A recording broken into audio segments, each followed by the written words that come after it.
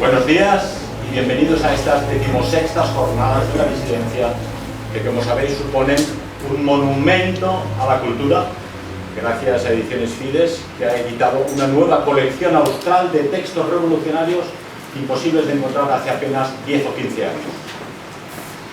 16 años seguidos organizando estas jornadas de la disidencia, que son a su vez una concentración de una élite política, militante e intelectual nacional e internacional que no os podéis perder. Los gastos para el organizador son enormes y debe plantearse cada año: ¿podremos seguir el próximo año?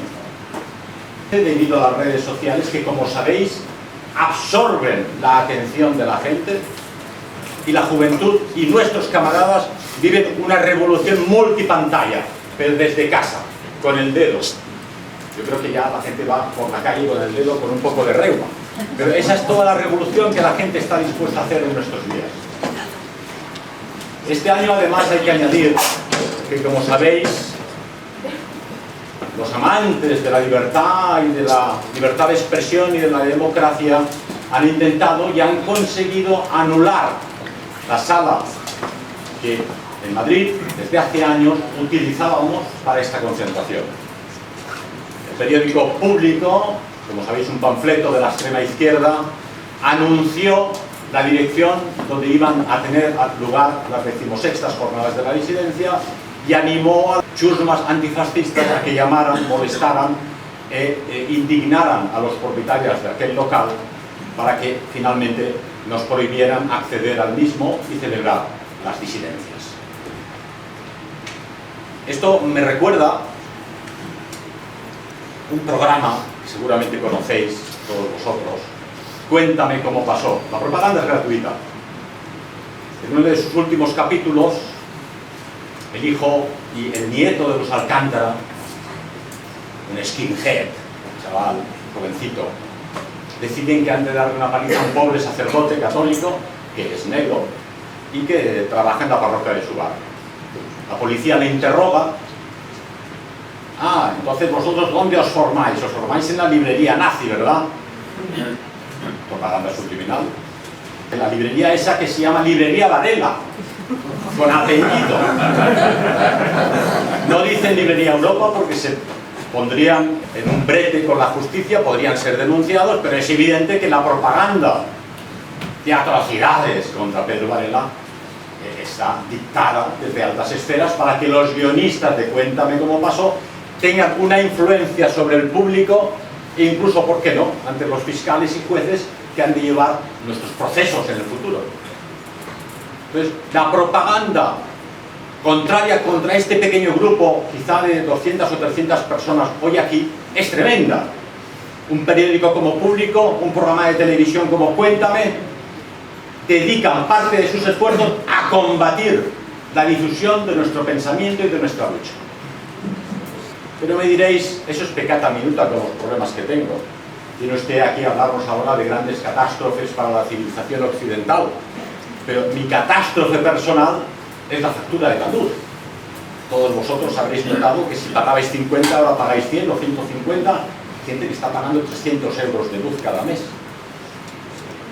Vuestro problema personal, ese aumento de los precios de la alimentación de un 17, un 18%, mientras los sueldos se han quedado congelados.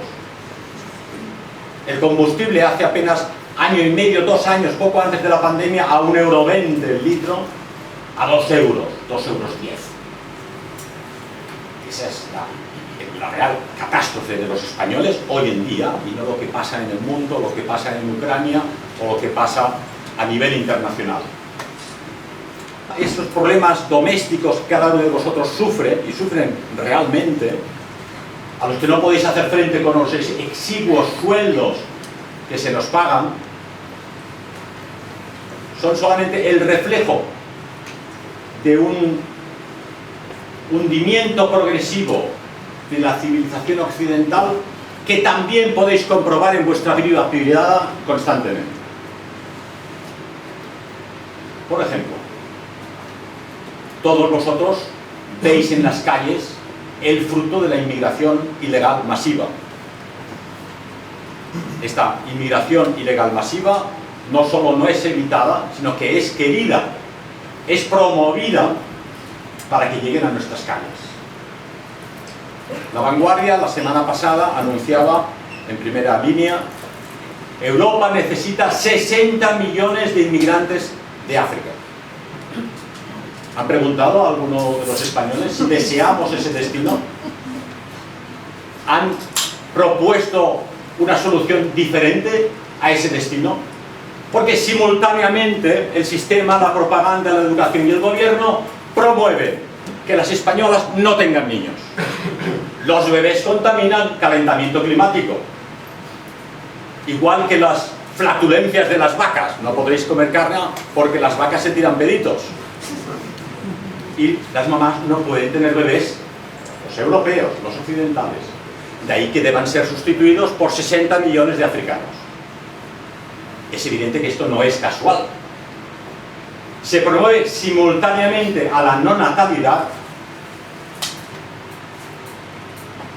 el cambio psicológico de la infancia y de la juventud para que ya no se sientan ni hombre ni mujer, promoviendo que los chicos a una edad tan temprana como 13 y 14 años les propaguen en películas, incluso en films de Disney, en la televisión, en los libros de texto: tú puedes escoger si eres chico o eres chica. Lo que están haciendo es poner en un entredicho a una personalidad todavía no madura, todavía previa a la adolescencia, en una posición de debilidad psicológica y empujados a un destino horroroso. Por ejemplo, el cambio de sexo. No tiene vuelta atrás. Si hiciéramos caso a los chicos de 12 y 13 años, lo que quieren ser en el futuro, el mundo estaría lleno de bomberos y de policías. Porque todos los niños a los 12 y 13 años quieren ser bomberos y policías. Pero ahora les hacen caso si después de ver una película Disney, o los libros de texto, o con una profesora militante de la extrema izquierda, deciden que quieren cambiar de sexo y ser transgénero. Es un crimen, no es una locura, es un crimen contra la infancia. Pero a su vez esto supone menos natalidad, menos familias. Entonces Occidente se enfrenta en la situación actual a un declive brutal del índice de natalidad. El índice de reposición de la población mínimo es de 2.1 bebés por mujer. Yo digo siempre 3 porque 2 bebés y los pies de un tercero queda feo, ¿no? Pero para poder sustituir a papá y a mamá hacen falta más de 2 bebés por mujer. El índice de natalidad en España es de 1.1. España no se repone a sí misma. España no tiene suficientes bebés, y de ahí que, de forma indirecta, la propaganda de la vanguardia del sistema, hacen falta 60 millones de negros para ocupar el lugar de 100.000 abortos anuales que tiene España. Que es otro problema que, además de vuestra factura del gas, de la luz y de la alimentación, tiene el occidente cristiano. No hay natalidad, la familia está desestructurada y un aborto galopante de 99.000, 95.000 el año pasado, bebés españoles que son asesinados dentro de sus madres. He podido escuchar recientemente la grabación de un bebé que está siendo succionado del útero de su mamá en Michigan, los gritos de ese bebé mientras es destruido y succionado.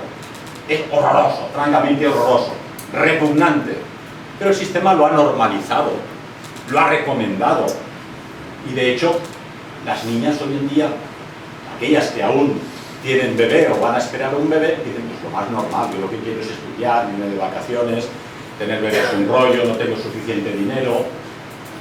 Llegan a ese trance del asesinato de su propia criatura, y el sistema ya intenta por todos los medios, incluso en la nueva ley del Partido Socialista actual, esos 3 días de reflexión que dan a la chica para que se lo piense bien, han sido anulados, para que no tenga tiempo de decir quiero abortar, piénseselo 3 días y luego vuelve. No, ahora ya es directo, sin permiso de los padres y sin explicarles nada sobre la belleza de la maternidad.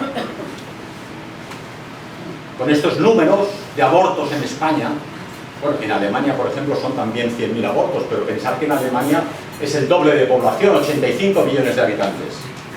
En Inglaterra y en Francia son 200.000 abortos anuales. Es decir, cada año un país del tamaño de Escandinavia, Dinamarca, Suecia, Noruega, desaparecen succionados por estas máquinas de los abortorios. Es un auténtico holocausto, un genocidio del hombre blanco europeo cristiano. Curiosamente, si leéis las estadísticas del Instituto Nacional de Estadística, hacen una proyección de la población a largo plazo hasta el año 2035 y luego 2070, y dicen a partir del año 2023, el año que viene, la población española empezará a crecer, pero añaden, no lo esconden, gracias exclusivamente a la inmigración. Y esta inmigración irá creciendo hasta que por fin suponga un 40% de la población española. Para los próximos años, vosotros seréis solo un 60% de la población de este país. Un 60%. Mayores. La media en esta sala es de 40 años. Dentro de poco tendréis 60. Una población de un 60% del país de gente mayor. Y una población joven, fuerte, sana. Vas por la calle en Madrid o Barcelona y ves chicos negros, guapos, altos, fornidos, que miden 1,90. No todos, como en todos los países, en todas las culturas, pero evidentemente van a ser los dueños de la situación y los dueños del país. Y dicen, claro, es que ellos os van a pagar las pensiones, por favor. Por favor. Personas humildes que vienen de países todavía más humildes, sin formación académica prácticamente nunca, sin conocimiento apenas del idioma. Muchos de ellos, según informaba recientemente un comisario en Valencia, estos ferries que nos vienen a Barcelona y Madrid desde Mallorca, de los argelinos que llegan, en buena parte ellos confiesan que son expresidiarios. Los países del tercer mundo están enviando a España y a Europa expresidiarios. Yo también les entiendo. Si soy un delincuente en Marruecos o en Argelia, prefiero acabar en una cárcel en Europa que en una de aquellas que ellos tienen. Luego se produce el aumento de violaciones por la calle en las ciudades españolas, incluida Valencia. En lo que va del semestre del 2022, un 61% más de violaciones. Milagrosamente, ¿por qué? Los españoles es gente pacífica. Casi todos tienen pareja, novia, familia. El que no la tiene una cultura de respeto hacia la mujer, cosa que no ocurre con estos inmigrantes que, como veis y comprobáis en las fotografías y en la documentación, no vienen abuelas, ni niños, ni las tías, no vienen familias huyendo de una guerra. Son chicos jóvenes y fuertes y sanos. Así pues, es una inmigración económica que va a producir, sin lugar a dudas, que estos inmigrantes van a buscar pareja en Europa, van a buscar pareja en España, y si las españolas no se deciden a formar pareja, ocurre lo que está ocurriendo, ¿verdad? Eso es un problema tremendo, donde todos los demás problemas de las facturas de la luz, del gas, de la alimentación, políticos, a quién votáis y dejáis de votar, carecen prácticamente de sentido, porque son problemas esenciales. Explicábamos hoy en el desayuno con unos amigos que son siempre optimistas. Decía, ciertamente Europa ha padecido crisis tremendas a lo largo de su historia. Pensar, por ejemplo, en el hundimiento de Roma en el 411, con los ostrogodos pegando gritos y prendiendo fuego a Roma. Aquello fue tremendo, ¿eh? Entramos, según dicen, en una edad oscura, la Edad Media primitiva. O la entrada del mundo musulmán en la península ibérica, en las Españas. 8 siglos de combate para echarlos, ¿verdad? O los hunos, la gente de Atila invadiendo Europa Oriental, donde los caballeros de las órdenes teutónicas debían combatir para mantener las fronteras.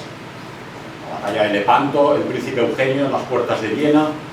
Al final siempre se trata de defender la civilización cristiana occidental, que hasta el día de hoy ha permanecido en pie. Pero la cosa está cambiando.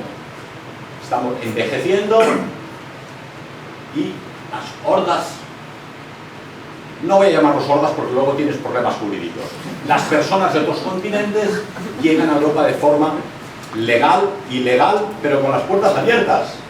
Nuestros propios gobiernos, nuestros propios partidos políticos, la ideología dominante, abren las puertas.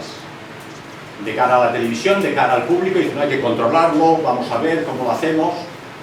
La extrema izquierda militante del tipo Podemos dice, lo que hay que hacer es legalizar a todos los inmigrantes para que en las estadísticas no surja que los violadores son en su mayoría inmigrantes. Si son españoles, pues ya no son inmigrantes. El juro pues puede hasta funcionar, pero no, eso no cambia la realidad. Otro problema brutal de este occidente en decadencia es el abandono del campo. He oído recientemente, durante mucho tiempo, la España vacía. España está vacía. Solo tienes que coger el coche, ir a Burgos, ir a Teruel, ir a Asturias, ir a León. Son provincias vacías prácticamente. Ayer cenaba con una persona de Galicia que vive en un pueblo de 5 habitantes. 5 habitantes. ¿Cuánto puede durar? ¿Qué edad tiene la población de esa aldea en Galicia? La media del campesinado, de los agricultores españoles, hoy es de 61,4 años. 61,4 años. En 4 años estos campesinos se jubilan. Y ellos afirman, cuando se les entrevista, mis hijos no quieren vivir del campo. Huyen a la ciudad, a la gran ciudad, atraídos por ese parque turístico de discotecas, de tiendas de lujo, la moda, pero en el fondo es una cárcel con cadenas de oro, es una trampa mortal. Porque el día de la crisis que llegará, en el campo, el joven español que vive de sus vacas, de sus huevos, de sus lechugas, de su trigo, del maíz, es un señor. Es señor de su tierra, señor de su casa, señor del campo, que ve el sol y las estrellas cada día, que sobrevivirá a cualquier crisis. Cosa que no será así en una gran ciudad. Y sobre todo, la población se deshumaniza.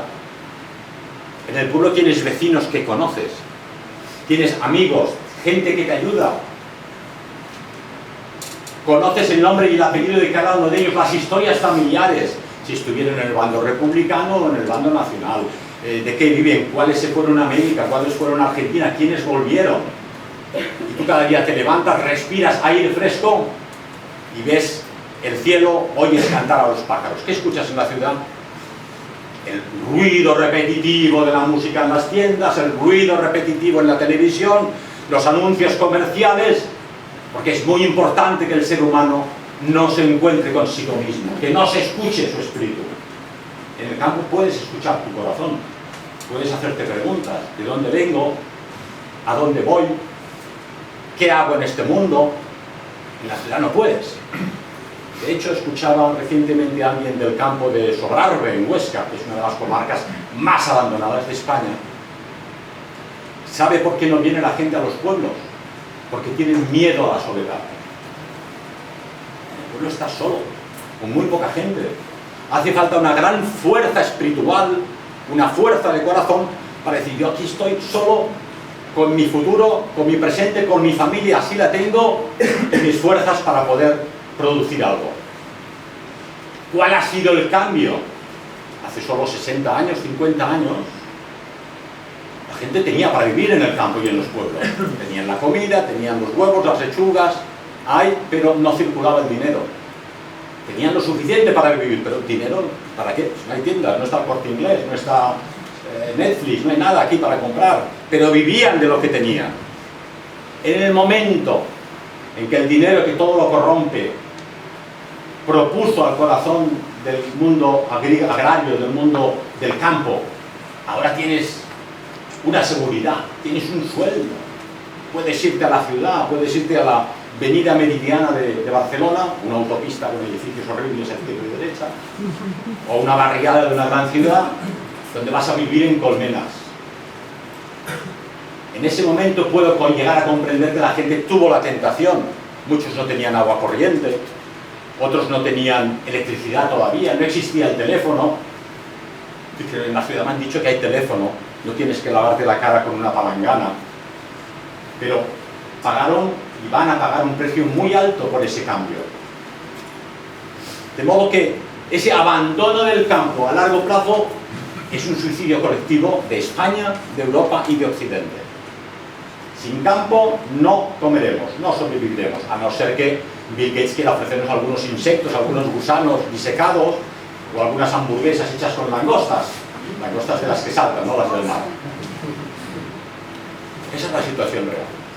Tenemos pues el aborto, tenemos una baja natalidad, tenemos una inmigración masiva brutal, tenemos el abandono del campo, y los millennials del campo son apenas 25.000 chicos jóvenes que dicen me quedo en el campo.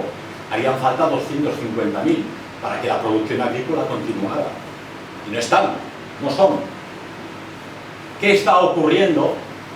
Los grandes fondos de inversión, que no son tontos, se han dado cuenta, el campo es el futuro. El mundo necesita aumentar la producción de alimentos de forma exponencial, brutal para los próximos 40 años. Y los grandes fondos de inversión han realizado solo en los últimos par de años 1000 operaciones de compra de miles de hectáreas de regadío. Pero en España las hectáreas de regadío son solo un 7% del país, que están quedando en manos de los fondos de inversión. Pero eso no es lo peor es que el fondo de inversión trabaja con tecnología y con una gestión altamente tecnificada que solo le importa el beneficio.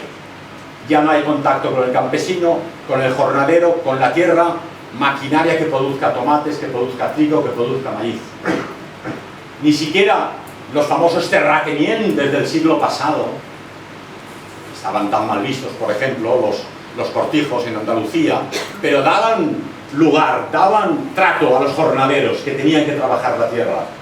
Algunos incluso cedían tierra a esos pequeños campesinos. Hay regiones como Galicia donde había el minifundio y por pequeño que fuera, el gallego tenía su franja de terreno y su ganado para sobrevivir. Eso se ha acabado.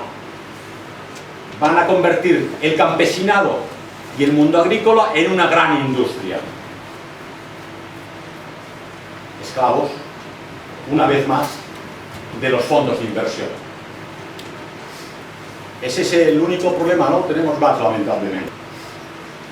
Sabéis que en Estados Unidos, Leo Strauss, que era un filósofo judío de Estados Unidos, que promovió a una élite de pensadores de su misma universidad, que eran todos del mismo origen, como Paul Wolfowitz, que con los años consiguió implementar que llegaran al Pentágono y que llegaran a los altos estamentos del gobierno norteamericano. Son conocidos como los halcones, como neocon, aunque en realidad sus ideas son de extrema izquierda, pero se venden al público como neoconservadores.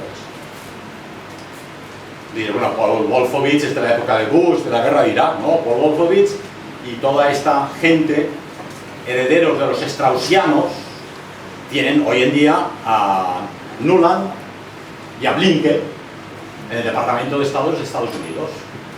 Y ellos describieron ya con tiempo la actual guerra de Ucrania. Ellos querían enfrentarse a Rusia, quieren desmembrar Rusia, quieren desmantelar Rusia para mantener el papel hegemónico de Estados Unidos. Un mundo multipolar con diversas potencias no interesa a la potencia económica. Es normal, suele ocurrir, los imperios no quieren discusión.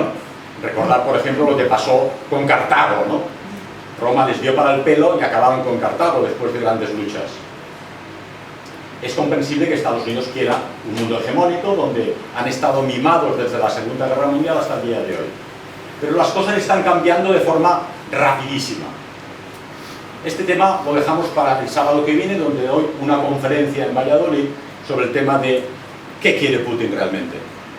Pero cito hoy la cuestión, cuando menos, para releer y recordar esos documentos de los halcones del Pentágono, de los straussianos, donde dicen claramente no solo que programan una guerra en Ucrania para obligar a Rusia a intervenir en una guerra, sino que les tiene sin cuidado la Unión Europea y que a ser posible hay que liquidar la Unión Europea. Quieren evitar a cualquier precio que los países europeos puedan organizar un sistema de defensa propio, autónomo e independiente de la OTAN y de Estados Unidos. De ahí que fueron, en este documento así lo dicen, hemos de conseguir implementar que la OTAN y las bases americanas se expandan a todos los países de la antigua Unión Soviética, del antiguo Pacto de Varsovia.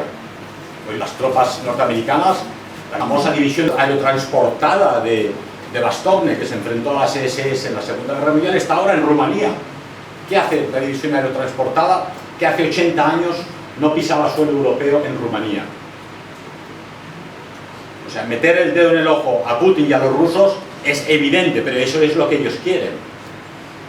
Y el Tratado de Maastricht, ya los straussianos obligaron a implementar que además del Tratado de Maastricht, Europa no podía salir de la OTAN. Es decir, que la defensa de la Unión Europea estaba ligada inexorablemente a la OTAN, es decir, al Pentágono.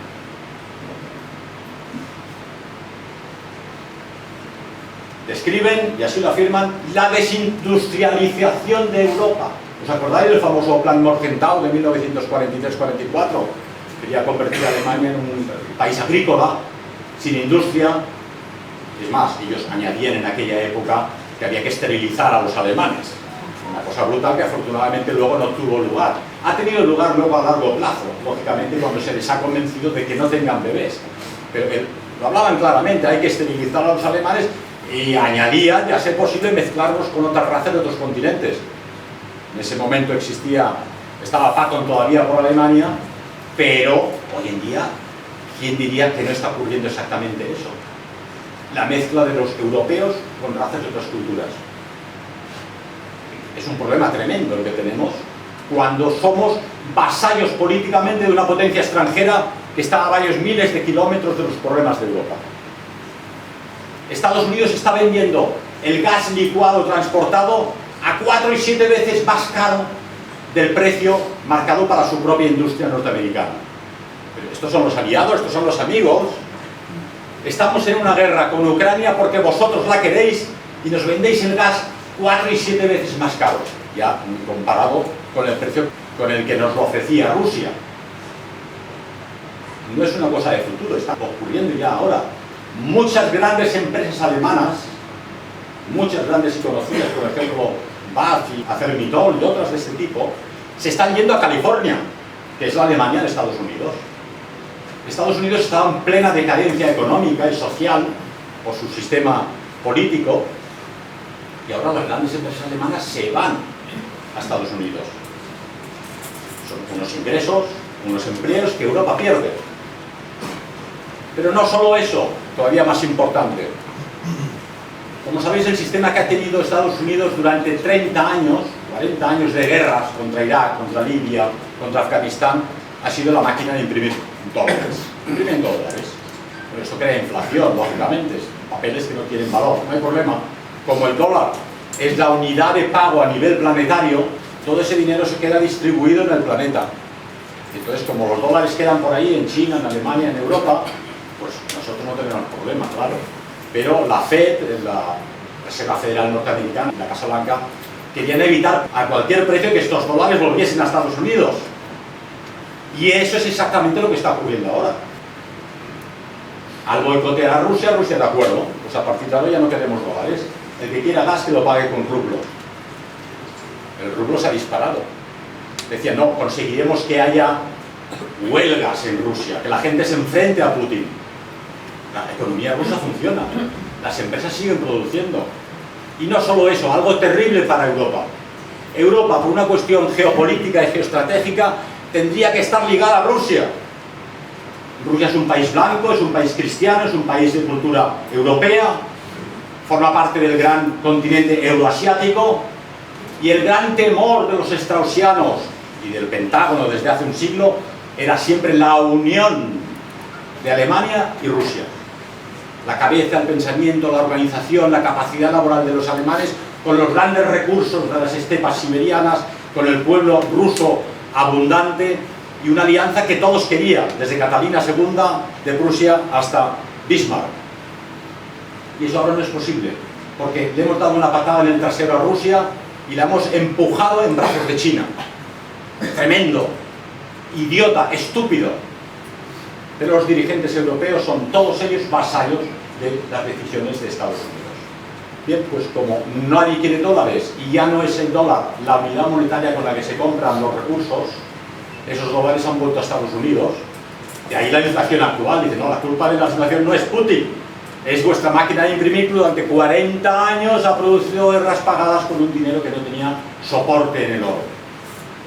Los americanos han dicho, esto no nos lo quedamos allí, que es un follón, y lo han enviado a Europa.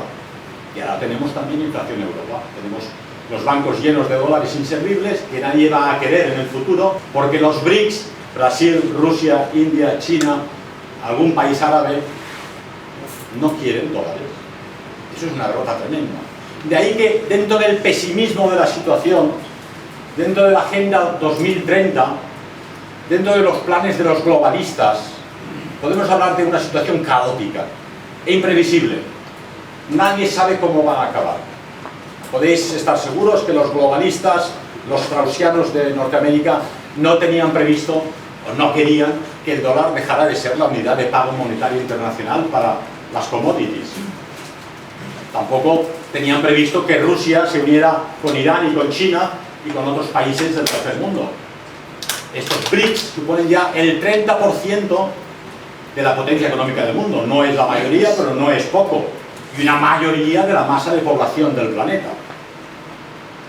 Es otro problema que vamos a tener en Europa y en Occidente, porque Ucrania no es más que el campo de batalla.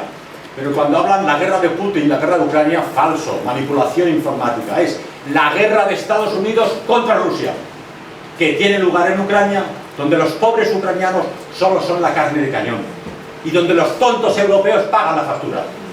Esa es la situación y no otra. De ahí que siempre que expliquéis a la gente el tema, decís eso, una guerra del Pentágono de Estados Unidos contra Rusia como potencia económicamente débil. Pensar que la economía rusa viene a ser del tamaño de la italiana, algo más que la española, pero una antigua potencia militar y sobre todo un pueblo inmenso. Muchos han dicho, bueno, acabaremos con ellos como hicimos con la Libia de Gaddafi, lo asesinaron de forma brutal, o con el Irak de Saddam Hussein, armas de destrucción masiva que no existían, pero sí que están las fotos del tesoro del Banco Nacional de Irak, las barras de oro y el dinero real de los soldados americanos que se llevaron a Estados Unidos en bolsas de basura. Dinero que no ha vuelto nunca a Libia ni ha vuelto nunca a Irak. Un robo con unos gángsters que se llaman divisiones aerotransportadas y divisiones blindadas, pero gángsters que trabajan para una élite mafiosa en Estados Unidos. Esa es la realidad. Haremos igual con Rusia. No, cuidado. Rusia es un pueblo orgulloso, un pueblo ortodoxo, cristiano. La semana pasada uno de estos dirigentes straussianos, del mismo origen que Leo Strauss, curiosidades de la cosa, afirmaba: el problema de Rusia no es ni la bomba nuclear que puedan tener, ni que hayan entrado en Ucrania, ni que se enfrenten a nuestro poder. El problema de Rusia es que es un país ortodoxo y cristiano que no acepta las leyes de cambio de género, no quiere aceptar el transgénero, está en contra de difundir el LGTBIQ, quiere impedir el aborto, que durante más de medio siglo la Unión Soviética estuvo promoviendo para que las chicas rusas tengan bebés nuevamente. Es decir, al final se trata de una cuestión ideológica. Quieren destruir Rusia porque se enfrenta al programa de destrucción de la cristiandad que tienen los globalistas y los straussianos. Por lo menos han sido sinceros. Rusia nos molesta porque cuando decimos A y por aquí, ellos dicen B y por aquí. Quieren volver a la familia, a la tradición y a la patria. Justamente lo que no hay que hacer. Estamos destruyendo la familia, la tradición y la patria. Los problemas son tremendos, los problemas son inmensos. Para una generación joven, que otro problema en España. Son educados de forma blandengue. Creo que era Pérez Reverte en un artículo, en una entrevista, que decía que la gente ahora sale del agua con un 8, les ponen un 8 por norma a todos con un 8, para que nadie se sienta humillado, que no tenga complejo de inferioridad. Hay que aprobarlos a todos. Es decir, se premia la vagancia y no al hombre brillante. Todos nosotros, y desde luego los nacionalsocialistas, estamos de acuerdo en que a todo el mundo hay que ofrecer las mismas posibilidades en el inicio. Todo el mundo ha de tener posibilidades de educación, de sanidad, de estudio y de trabajo, pero no al final, porque entonces rompes la selección natural de los mejores. Hay que premiar a los brillantes, al que más estudia, al que más trabaja, al que por naturaleza es más inteligente, porque el país necesita élites. Solo hay que ver el Parlamento y el gobierno español para darse cuenta que hace falta élites. Entonces, una juventud que además, sobre todo, no está acostumbrada al dolor. Han crecido entre algodones. No saben lo que es el hambre, no saben lo que es la austeridad, no saben lo que es el sufrimiento. Nosotros en nuestra juventud hacíamos vivac en el Pirineo, seguimos haciéndolo aunque ya no somos jóvenes. Podíamos habernos pagado un refugio de alta montaña, o un hotelito, una pensión, pero queríamos dormir con el saco de dormir al lado de un río bajo las estrellas. Honestamente, se pasaba siempre frío, incluso en agosto. Algún día llovía y te mojabas. Pero y lo que disfrutábamos bajo aquel cielo inmenso lleno de estrellas, donde podías ver pasar las Persíades, por ejemplo. Pero sobre todo nos educó en la dureza, nos educó en la austeridad, nos educó a poder pasar frío si hace falta, a mojarse y tener que caminar un día mojado, apretar los dientes y hasta disfrutas más de la sopa calentita por la noche. Y todo esto lo explico porque he leído recientemente un trabajo sobre las famosas Nápola que fueron creadas en Alemania para la educación de nuevos dirigentes para el país. Nationalpolitische Anstalt, instituciones para la educación nacional política de jóvenes alemanes. Bueno, ¿qué les decían? Mata a los demás, comete crímenes, asesina, odia, no, en absoluto. Seleccionaban a los chicos de cualquier familia, fuere cual fuere su pasado ideológico y el de su familia, y los seleccionaban aquellos que tenían carácter. Primero carácter, y luego también inteligencia. Los educaban en la austeridad, en el orden y la disciplina. Hay que hacerse la cama al levantarse por la mañana. Bueno, es que no lo va a ver nadie. Hay que hacerse la cama por la mañana. Hay que poner los zapatos en orden y han de estar limpios cada día. Habéis de tener un sentido de misión en la vida. ¿Qué queréis hacer en la vida? Vosotros os debéis a vuestro pueblo y a vuestra patria. Y recientemente una investigadora ha llevado a cabo un trabajo documental sobre estos chicos de las Nápola, la mayoría de los cuales sobrevivió a la guerra porque eran muy jovencitos al acabar la guerra mundial, y quedó sorprendida de que casi todos los chavales que habían pasado por una Nápola en los años 70 y 80 eran personas de éxito económico y social, habían creado empresas funcionando, personas, afirma, lo cual me hizo gracia, de una gran preparación física, con 60 y 70 años, porque habían estado acostumbrados a hacer deporte desde pequeñitos y lo han seguido haciendo toda su vida, y sobre todo con un sentido de misión en la vida. Yo he dicho en varias conferencias anteriores que el milagro económico de Adenauer y Erhard en Alemania después de la guerra se debe a la Hitlerjugend de Hitler, que fue educada en estas Nápola. La gente se reía, pero esta investigación académica me ha dado la razón. Todos aquellos chavales después de la guerra eran gente preparada para luchar, para sufrir, para levantarse temprano, y era gente brillante. ¿Qué tenemos que hacer nosotros para enfrentarnos a este mundo? No podemos fundar las Nápola, las van a prohibir, pero sí podéis fundar una Nápola en vosotros mismos, en vuestra familia, en vuestro círculo de amigos. Si podéis comer mucho, comer menos. Es que hay de sobra, sí, pero eso no te educa. Para la educación lo importante no es solo renunciar, sino saber renunciar cuando no tienes necesidad de renunciar. Si puedes dormir 9 horas, duerme 6. Podrás levantarte por la mañana y, como hace mi abogado, escribe libros, escribe novelas de éxito. Pero hay que levantarse a las 6 y estar escribiendo de 6 a 7 antes de desayunar. Podréis rezar, podréis ir a misa cada día, lo cual nos lleva a un tema también muy importante. La columna vertebral de la civilización cristiana, la Iglesia Católica, se viene abajo. Escuchaba un programa reciente, en España hay 6.000 parroquias, 6.000 sin párroco. No hay vocaciones, los seminarios están vacíos. No hay vocaciones.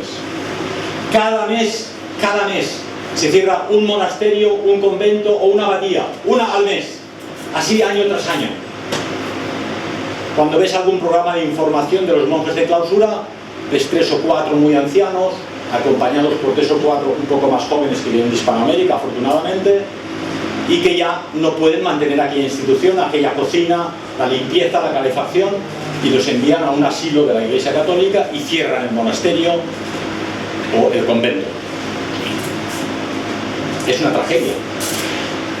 El cura decía con razón, el problema no es solo que no hay vocaciones, porque el sistema ha erradicado la trascendencia del corazón humano, sino que no hay bebés. Si vas a Asturias, a la Facultad de Ingeniería, apenas tienen 3 o 4, porque no hay bebés para cura ni para ingenieros. No hay bebés.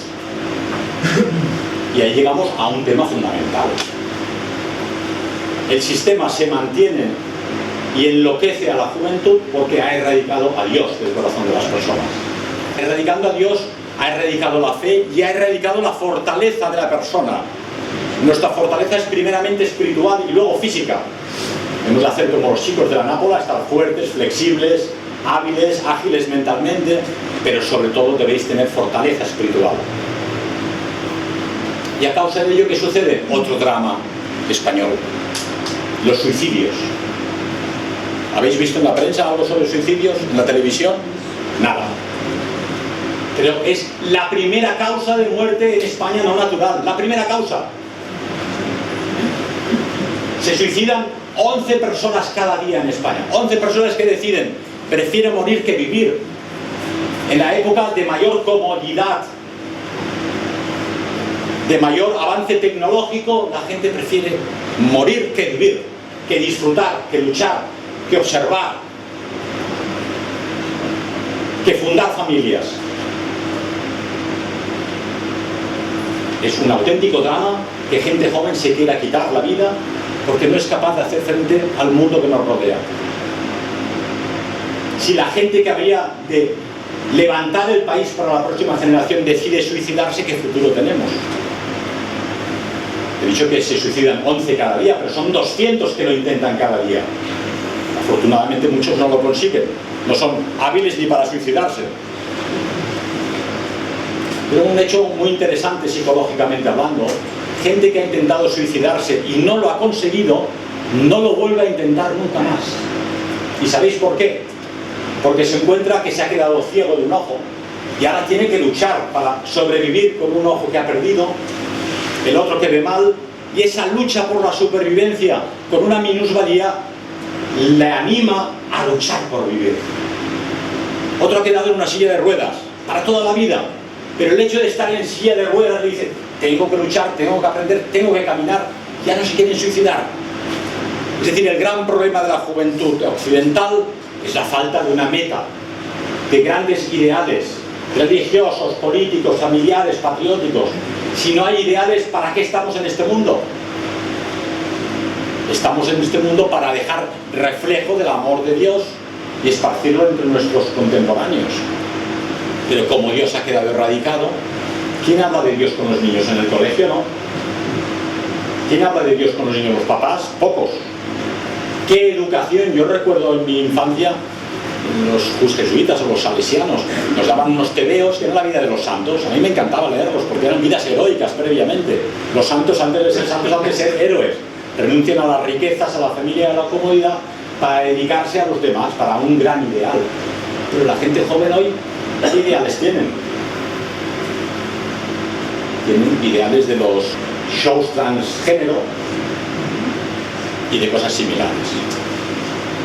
Otro gran problema de España y de Occidente es la pérdida paulatina de la libertad de expresión. Han mencionado antes la ley de memoria democrática. Pero esta ley de memoria democrática pervierte el derecho. Porque la misión del derecho es regular el presente, la sociedad presente, no decidir el pasado. Y lo de democrático es de chiste, porque tú no puedes decidir la historia en un parlamento. La historia la deciden los documentos, los investigadores y la realidad histórica, pero no democráticamente. La historia es de esta forma porque lo hemos decidido. Es casi orwelliano, ¿verdad? Y pervierte a su vez la historia, porque lo que pretenden con esta ley es explicarnos su historia, no la historia general. Y la prueba la tenéis en que en una época con tantos problemas están empeñados en desenterrar a Queipo de Llano, en desenterrar a Franco, en desenterrar a José Antonio I de Rivera, en tirar abajo la estatua del general Yagüe, pero a su vez aquí en Madrid podéis pasar por los nuevos ministerios y veréis estatuas de Indalecio Prieto o Largo Caballero, que no eran santos, precisamente. Y tenéis calles de Santiago Carrillo o Dolores Ibarruri, y tenéis paracuellos del Jarama al lado. Es decir, quieren imponer su historia porque no han digerido una derrota militar que ahora quieren ganar en épocas de paz. Pero lo importante de esta ley es demostrarnos que en nuestro país, hoy, aquí y ahora, se está cercenando la libertad de expresión.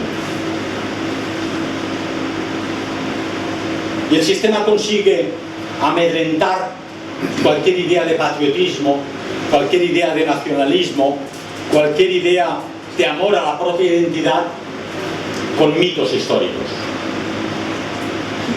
Leí ahora recientemente un librito del profesor Peter Schifferle. Lamentablemente se ha suicidado, pero comprendo que después de escribir lo que escribió quizá no le quedaba otro remedio. Él decía: la diferencia entre una verdad histórica y un mito es que el mito no es discutible, no es debatible. Él es alemán y en Alemania concretamente, como sabéis, toda la cuestión de lo que ocurrió o no ocurrió o pudo haber ocurrido en Auschwitz no es debatible, no es discutible. Y en base a esa cuestión, cualquier alemán que pretende defender la propia identidad es sospechoso de Auschwitz. Cualquier alemán que dice: señores, hemos de ayudar a los inmigrantes necesitados, si podemos y si nos sobra, en su país de origen, pero traerlos aquí no es la solución. Usted quiere identidad étnica, por lo tanto, es lo que quería Hitler, por lo tanto, usted está fomentando Auschwitz otra vez. Digo, no, oiga, yo lo que digo es que hay que ayudarles en su país, pero si los traemos aquí, según de Alemania. Entonces, es una especie de espada de Damocles que está encima de todo alemán para que cualquier posible resistencia a la invasión cultural y étnica del país no tenga lugar. Pero pensáis que en España es diferente. Ni siquiera vuestra presidenta del gobierno de Madrid se ha atrevido a declarar el Valle de los Caídos monumento cultural para defenderlo y evitar su posible demolición, a pesar que parece ser que tiene pasado falangista, ¿no? ¿Por qué? Porque tiene una espada de Damocles, que es Franco, es el franquismo, es la guerra civil, es la falange, es los 40 años de dictadura. Cualquier idea de defender algo bueno que hiciera aquel régimen, eres sospechoso de los fusilados por Queipo de Llano, o eres sospechoso de querer bombardear nuevamente Barcelona, ¿verdad? Entonces, como veis, esta dictadura contra la libertad de expresión existe no solo en Alemania, existe también aquí. Y esta ley de memoria histórica y de cancelación de la cultura blanca se lleva a cabo en todos los países occidentales. Habéis vivido el año pasado en Estados Unidos cómo se iban derrumbando, quemando, destruyendo las esculturas o los monumentos antiguos generales de la Confederación, de la Guerra Civil Americana, que para los estados del sur eran sus héroes. La extrema izquierda no ha parado hasta que 2 siglos después han conseguido derribar las estatuas de los generales confederados. ¿Qué hacemos en España derribando la estatua de Yagüe 80 años después de la Guerra Civil? Solo demuestra el odio de la parte contraria, que no quiere aceptar pues las viviendas gratuitas y las viviendas civiles y baratas que hizo para la población en general. La situación es la que es. Nos enfrentamos a una crisis económica importante, a una recesión que va a ser profunda y donde es posible que en invierno alguna familia no pueda calentar su casa como desearía. Hay que ir apagando luces, bajando la temperatura.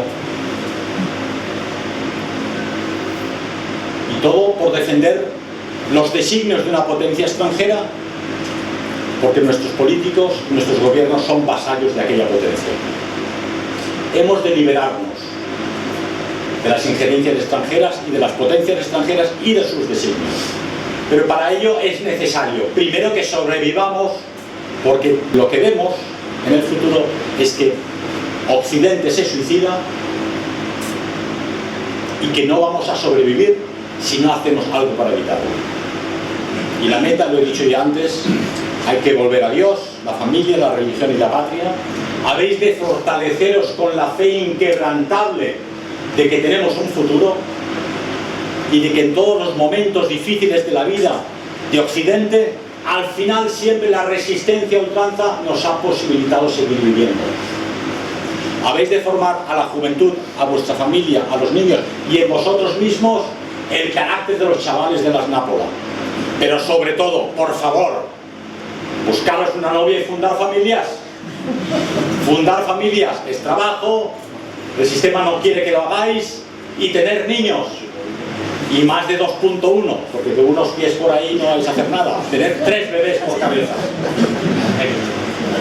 Y fundar esas células de hombres cristianos, blancos, europeos, que con respeto y buena vecindad con otras razas y culturas, prefiere defender lo propio a sucumbir.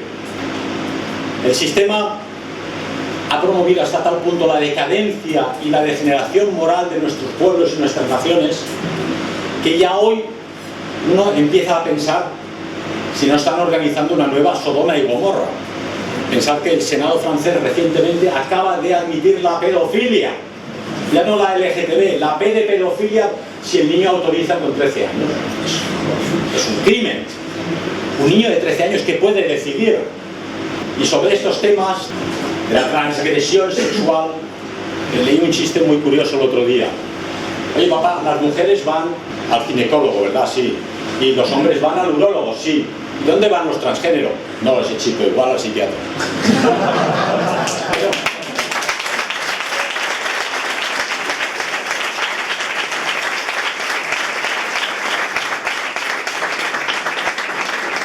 Esto lógicamente es un chiste, ¿no? Porque si no me van a poner un pleito los transgéneros. El humor es lo que es.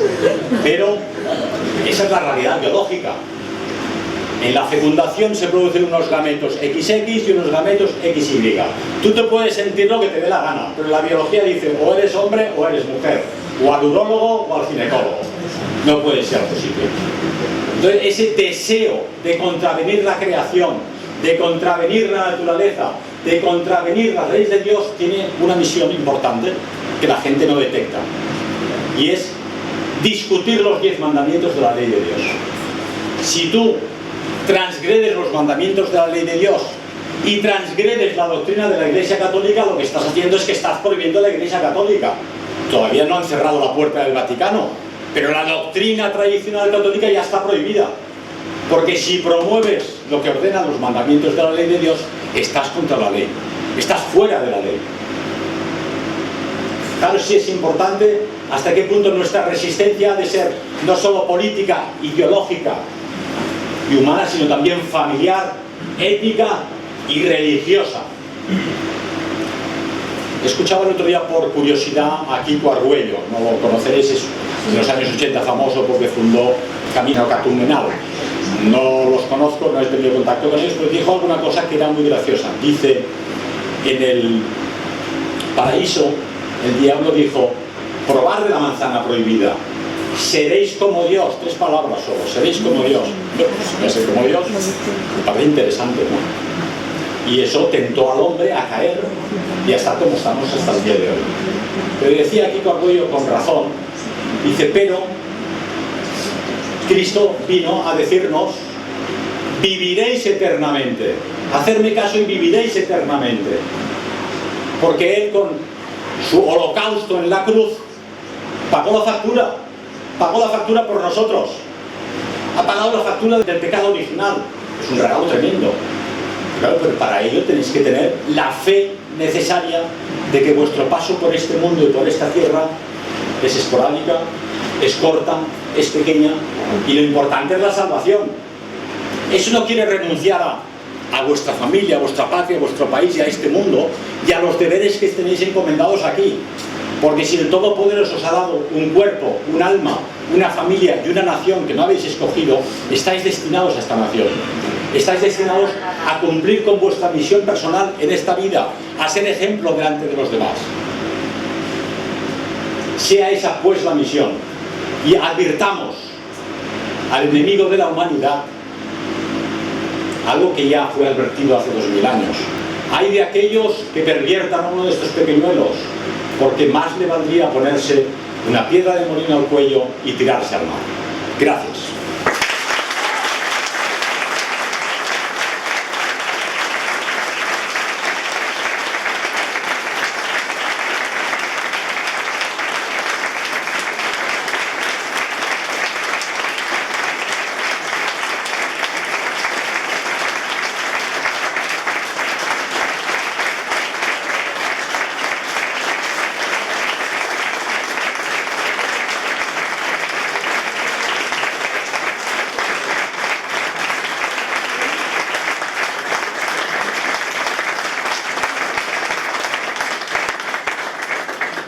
El lunes próximo, el sábado que viene, tengo conferencia en Valladolid, como he dicho, sobre qué quiere Putin. Aunque la pregunta sería más bien qué quiere el Pentágono. Pero el lunes tengo un juicio en Málaga. Un juicio en Málaga por una conferencia que pronuncié en 2015 sobre las consecuencias de la inmigración masiva.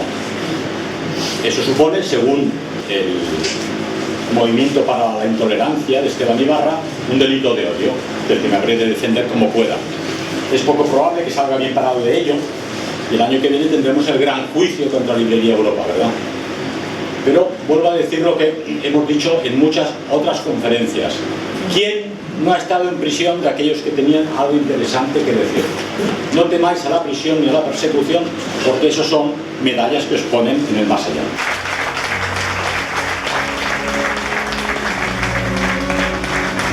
No quiero dejar de recomendaros este librito pequeñito, fácil de leer, Finis Germania.